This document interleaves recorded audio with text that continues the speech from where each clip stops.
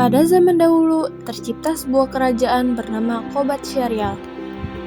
Istana kerajaan Qobat Syarial berdiri dengan mewah dan megah. Dinding istana kerajaan terbuat dari marmer dan pualam yang berlapiskan emas. Lantainya berhamburan permadani yang sangat bagus dan indah. Raja yang memerintah bernama Raja Indra Bungsu. Ia seorang raja yang bijaksana dan adil. Rakyat di negeri itu hidup dengan aman dan sentosa. Tidaklah mengherankan jika raja sangat dikagumi dan disayangi oleh rakyatnya. Raja Indra Bungsu mempunyai seorang permaisuri bernama Putri Siti Kendi. Parasnya sangat cantik. Kecantikan Putri Siti Kendi sangat termasyhur hingga mancanegara. Seluruh rakyat sangat cinta dan bangga kepada raja dan permaisurinya. Raja dan permaisuri hidup di dalam istana yang megah dan indah. Namun, kekayaan raja dan nama besar mereka belum membuat raja tenang. Hal itu disebabkan karena raja belum juga dikaruniai anak yang akan menjadi penerus atau ahli waris kerajaan. Bukan hanya raja yang merasa risau, melainkan permaisuri pun merasa demikian. Karena dia belum menampakkan tanda-tanda kehamilan. Tiba-tiba, ada keinginan yang kuat di hati raja untuk segera memiliki anak. Lalu, hal itu disampaikan kepada istrinya, Siti Kendi. Wahai Adinda, sudah lama kita hidup berumah tangga dan banyak yang sudah kita miliki. Namun, ada hal yang membuat Kanda cemas, Dinda. Kanda sangat memikirkan seorang putra mahkota sebagai ahli waris kerajaan ini. Kakanda, sebenarnya Dinda pun sangat memikirkan hal itu. Apa yang harus kita lakukan, Kanda? Dinda pun sudah meminta tolong kepada tabib. Tetapi Dinda belum juga menunjukkan tanda-tanda kehamilan. Pada saat mereka memikirkan hadirnya seorang anak, raja merenung sejenak. Akhirnya, ia mengundang penasihat kerajaan untuk datang menghadapnya. Penasihat raja dikenal sangat pandai dalam ilmu agama.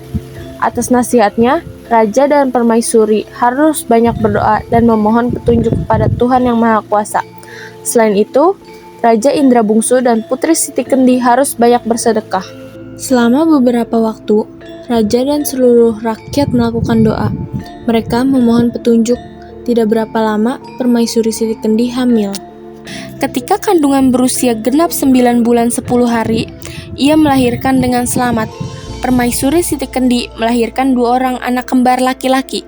Kedua anak itu diberi nama Pangeran Syahperi dan Pangeran Indra Bangsawan. Anakku, kalian harus belajar ilmu perang dan ilmu pemerintahan dengan baik, agar salah satu dari kalian bisa menggantikan ayahanda. Raja Indra Bungsu memiliki 2 putra mahkota yang sama-sama pintar dan tangguh dalam bermain senjata. Raja bingung memilih salah satu dari mereka untuk menggantikannya. Setelah berpikir keras, ia memutuskan untuk menjalankan sebuah ide. Ia mengurung diri di dalam kamar dan pura-pura bersedih hati dalam 1 pekan. Tidak keluar kamar atau menampakkan dirinya. Bunda, apa yang terjadi dengan ayahanda? Apakah ayahanda mempunyai masalah?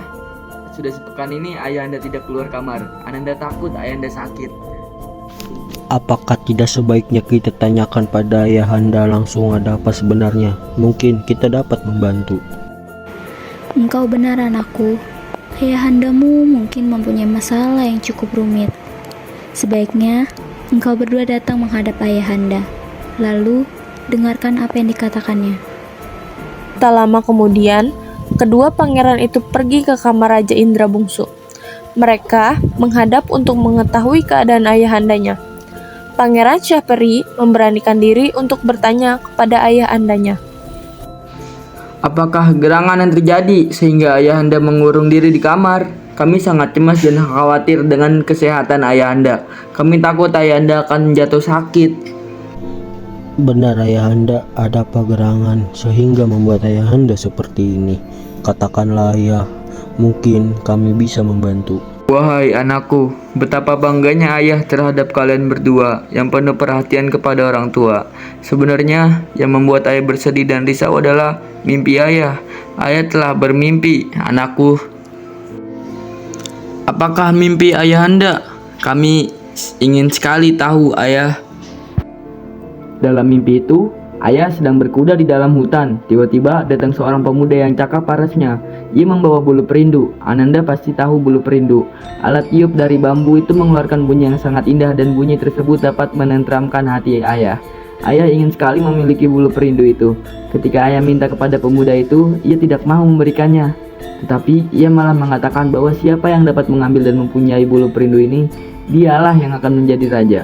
Wahai anandaku, walaupun ayahandamu ini menjadi raja di negeri ini, ayahandamu ini belum mempunyai bulu perindu seperti yang dikatakan pemuda itu. Oleh karena itu, ayah ingin memilikinya. Ayah berpikir mungkin di antara kalian ada yang dapat mencarinya.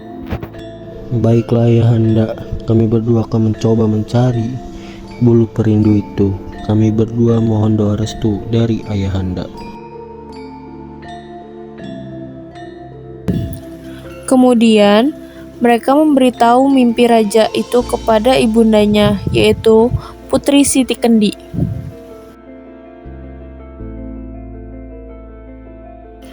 Dengan doa restu dari kedua orang tuanya, pergilah kedua putra mahkota itu untuk mencari bulu perindu.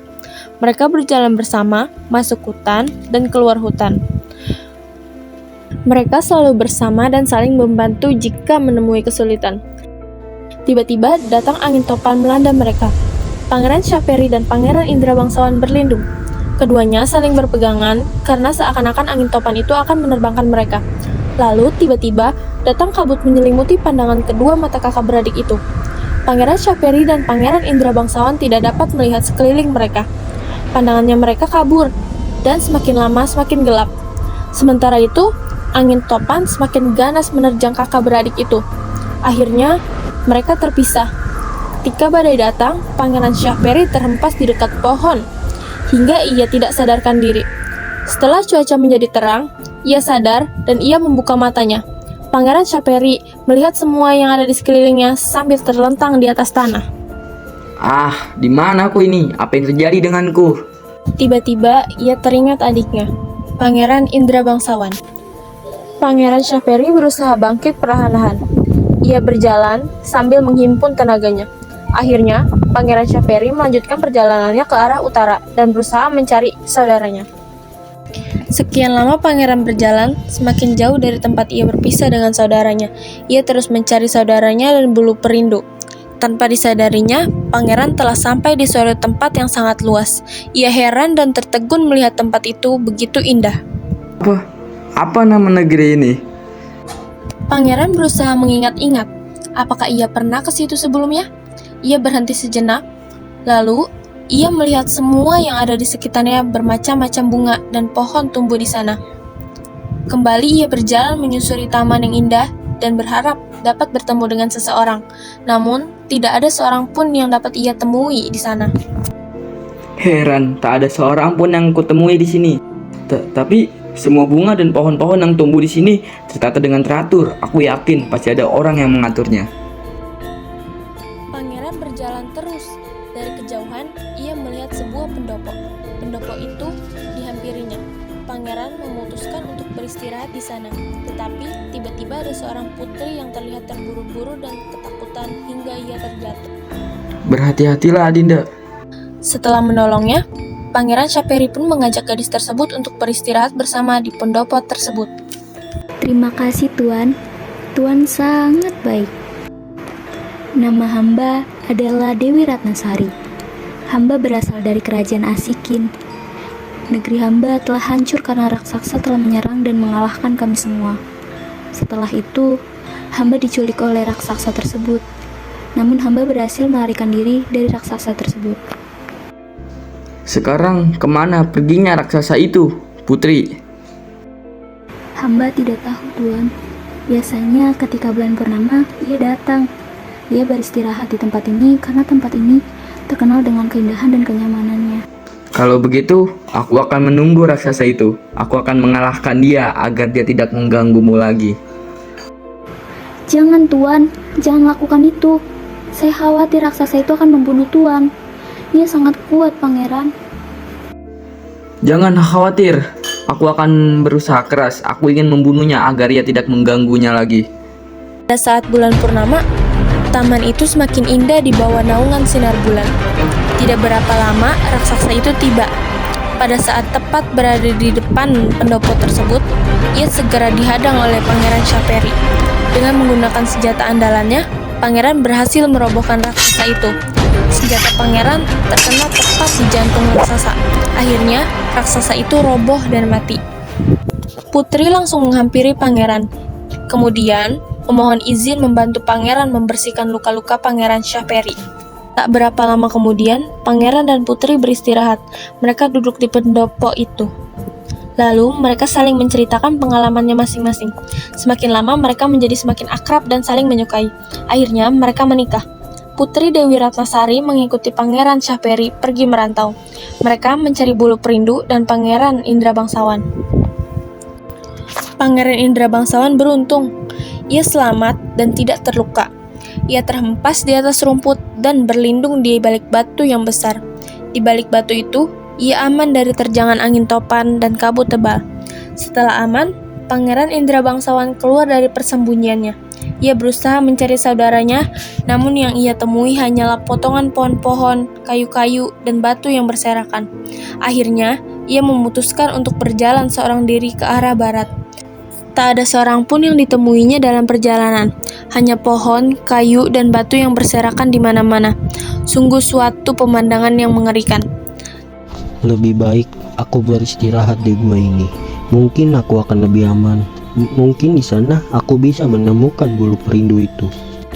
Untuk beberapa saat, ia tertidur di dalam gua. Setelah terjaga dari tidurnya, pangeran mengamati gua itu. Ternyata, gua itu mempunyai lorong yang panjang. Ia berjalan dengan hati-hati di lorong gua itu. Ketika berada di tengah lorong, pangeran melihat cahaya terang di ujung lorong yang dia lalui. Dengan tetap berhati-hati, ia meneruskan perjalanannya. Akhirnya, ia sampai di ujung lorong, tempat sumber cahaya terang. Pangeran tertegun dan heran ketika berada di luar lorong. Ujung lorong yang dilaluinya itu berhubungan dengan suatu ladang yang sangat luas. Pangeran Indra Bangsawan berjalan terus menyusuri ladang yang sangat luas itu.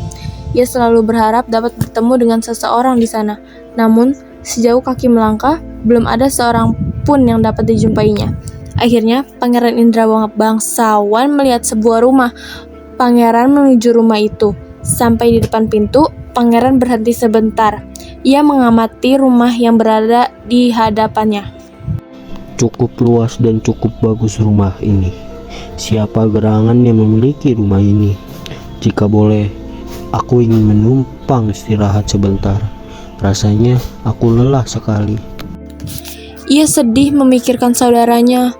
Terlintas dalam benaknya saat mereka bermain bersama dan berlatih bersama. Terlintas ketika Pangeran Shahperi menghampirinya sambil memberi sepotong kue. Tiba-tiba, terlintas dalam benaknya perintah ayahnya. Aku harus mencari bulu perindu itu. Siapa yang dapat memberitahuku di mana bulu perindu itu berada? Mungkin di dalam rumah itu aku dapat bertemu dengan seseorang yang menyimpan bulu perindu. Rumah siapakah ini? Kalau melihat isi rumah ini, pasti ada seseorang yang tinggal di negeri ini. Namun, sampai sejauh perjalananku ini, aku belum bertemu dengan siapa-siapa. Pangeran Indra Bangsawan menyerahkan diri kepada Tuhan Yang Maha Kuasa. Ia berdoa, memohon petunjuk dan perlindungan bagi dirinya dan keluarganya. Tak lama kemudian, ia mendengar suara langkah yang mendekatinya. Seorang nenek sudah berada di belakangnya. Siapa namamu, hai anak muda? Nama saya Indra Bangsawan, Nek. Selanjutnya, nenek dan Pangeran Indra Bangsawan menceritakan kisah masing-masing.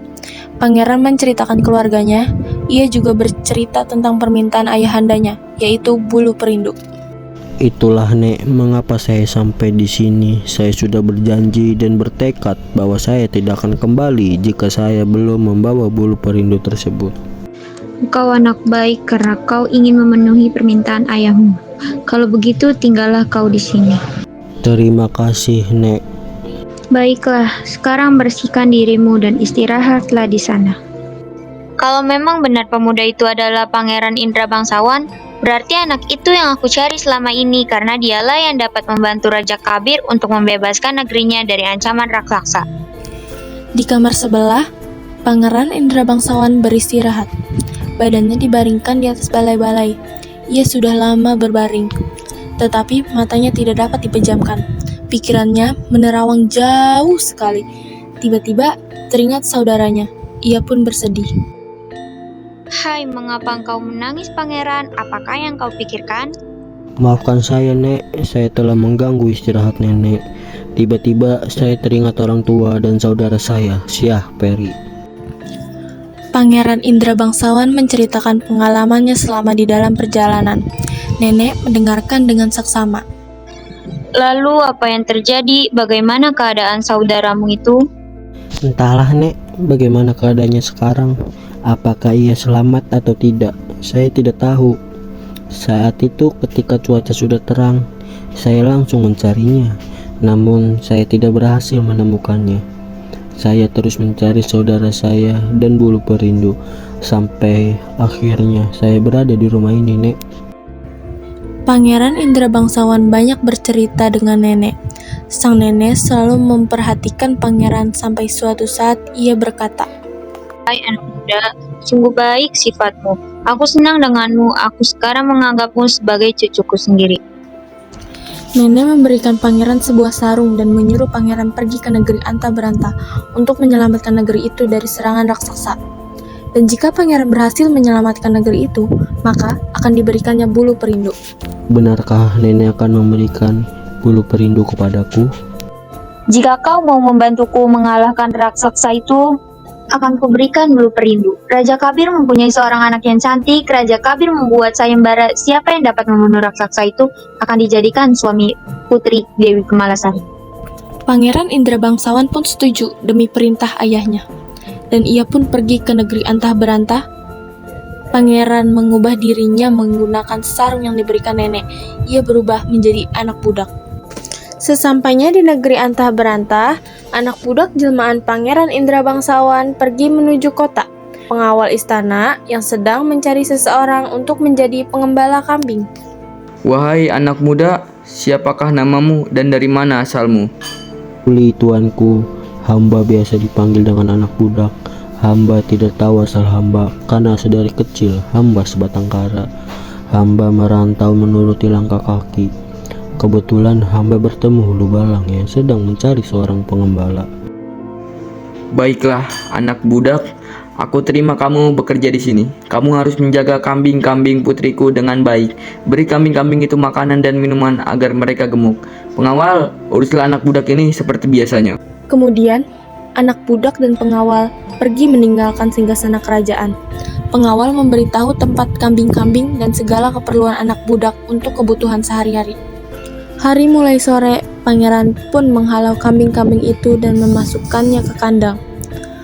Begitulah setiap hari pekerjaan anak budak itu, memelihara dan menjaga kambing-kambing Raja Kabir dan Putri Ratna Kemalasari. Kebahagiaan keluarga kerajaan tiba-tiba terusik dengan berita kedatangan raksasa dan menculik Putri Ratna Kemalasari. Lalu, Raja Kabir memerintahkan seluruh pengawal untuk melawan raksasa tersebut. Berita itu pun sampai ke anak budak. Anak budak berniat untuk melawan dan mengalahkan raksasa, bahkan membunuh raksasa tersebut. Seketika, anak budak itu sampai di rumah nenek. Apa yang harus aku lakukan, Nek, untuk menghadapi raksasa itu? Aku dengar raksasa itu menculik Tuan Putri Ratna Kemalasari. Jangan khawatir cucuku, engkau pasti dapat mengalahkan raksasa itu. Sudah takdir Tuhan bahwa hanya engkaulah yang dapat mengalahkan dan melumpuhkan raksasa itu, cucuku. Bukankah engkau mempunyai pedang? Jangan lupa engkau bawa senjata itu. Dia akan mati seketika itu juga dan sekarang cepatlah engkau kembali ke sana. Firasatku mengatakan bahwa raksasa itu sudah datang. Setelah mendengarkan penjelasan nenek, Pangeran Indra Bangsawan kembali ke negeri Antah Berantah. Dan raksasa tersebut telah datang ke negeri Antah Berantah. Peperangan pun dimulai.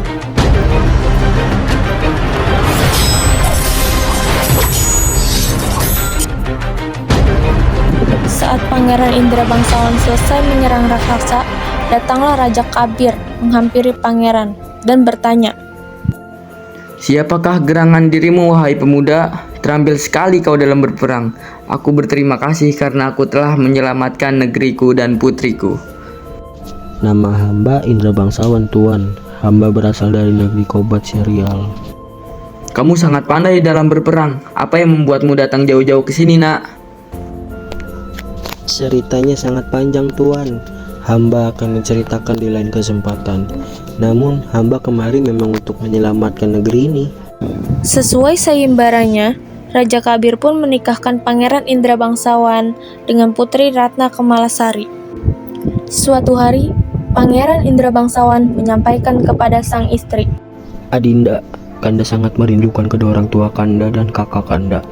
Esok Kanda berencana ingin menemui seorang nenek untuk mengambil buluh perindu, dan Kanda akan kembali ke negeri Kobat Syarial. Dan maukah Kak Adinda ikut bersama Kanda ke negeri Kobat Syarial? "Tentu saja Kanda, Adinda siap mengabdi kepada Kanda." Setelah mengambil bulu perindu, Indra Bangsawan pun pergi ke negeri Kobat Syarial. Seluruh warga pun menyambut Pangeran Indra Bangsawan dengan sukacita. Raja dan ratu pun sangat bahagia karena kedua putranya telah kembali. Indra Bangsawan pun menyerahkan bulu perindu kepada ayahanda. Indra Bangsawan pun menjadi pengganti Raja Indra Bungsu.